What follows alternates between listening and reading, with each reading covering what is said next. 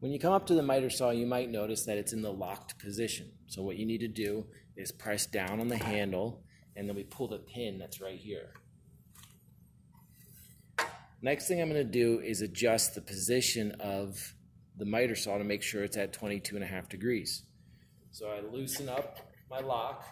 Underneath there's a tab I can pull on, and I can adjust it all the way over to 22.5 degrees. Now we're ready to line up our piece and start to make our cuts.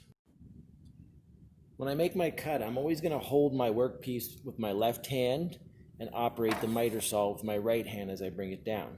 Notice that as it comes down, the blade guard will automatically move out of the way. So I'm going to take my workpiece, slide it against the fence. I'm going to line up my saw so that when I make my cut, it's actually going to cut not quite enough material off.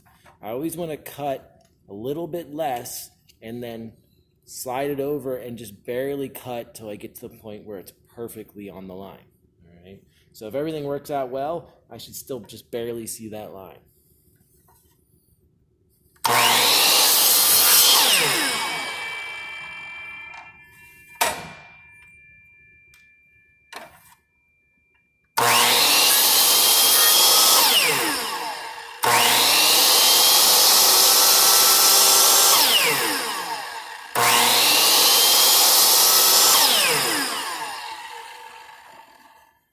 When we're checking to see if we cut everything off, hopefully again, we just barely see the line here in the end, and this point right here should be really sharp.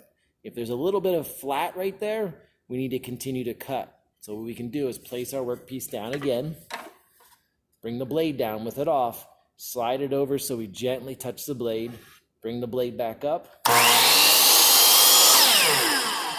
and make a cut. That cut's going to be our 0, 0, and now we can see this nice sharp point here. Right. When you're finished with the miter saw, make sure to unplug it, lower the saw, push the pin in so it's in the locked position. And as always, clean up any scrap material or dust that you have on the machine.